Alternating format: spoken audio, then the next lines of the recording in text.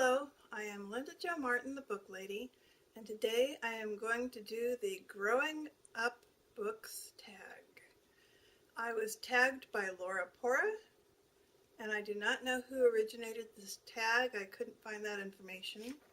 So I have a little piece of paper to read from. Those are all the questions. I'll just get started. What's the first book to get you into reading? Formative years, age 5 to 10. I have shared before on the newbie tag that I started reading with Dick and Jane in first grade. However, I'm going to interpret this question, most of these questions, to refer only to one special book that was something important to me between the ages of 5 to 10. And so the book that I choose to tell you about is Bartholomew and the Oobleck. My mother bought this book for me when I was a child. I don't know how old I was when she bought it for me. It was probably a birthday present or a Christmas present. Anyhow, I have read that book dozens of times.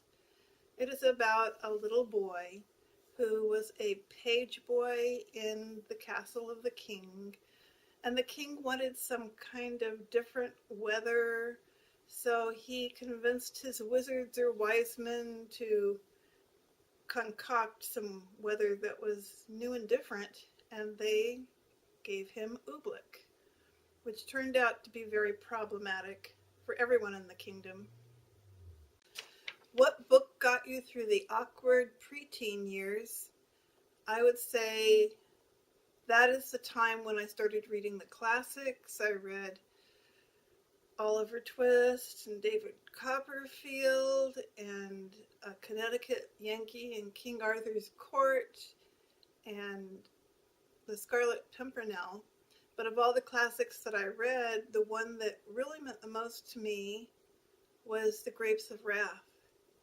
And that's because my family, my mother's family, also came from Oklahoma about that time to California, and they weren't really part of the Dust Bowl exodus from Oklahoma, but they did drive out to California and lived in Santa Cruz.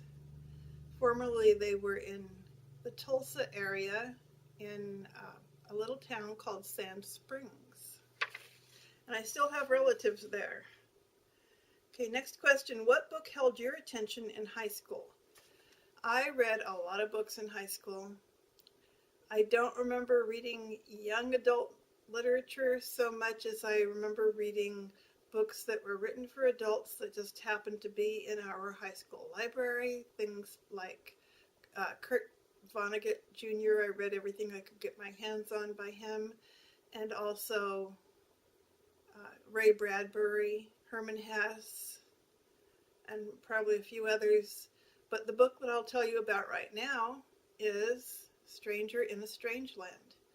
I read this book so long ago, I don't really remember much about it. I probably should reread it, but I don't reread books very often. This book is just amazing, as I recall, and yeah, probably you've read it already, so I'm not going to say too much about it. It's, okay, this is what I remember. I probably may or may not be accurate, but it was about a guy that came from Mars to the Earth, and he was trying to get used to our civilization while at the same time giving us some information about the place where he came from. Best I can do. If I'm wrong, I'm wrong. Name a fictional character you relate to. I would say I relate to Kirana in Island of the Blue Dolphins. I relate to her because she was alone, and I've often been a loner. At least in my mind, I'm a loner. Truly, throughout my life, I have always lived with other people. I lived with my parents until I was, I don't know when I left their house, 17 or 18, and then I was married, or I always had somebody with me, my children. Even if there wasn't a man in my life, I had children with me. And I've always lived with somebody until I was 61 years old. But for some reason, I still consider myself a loner.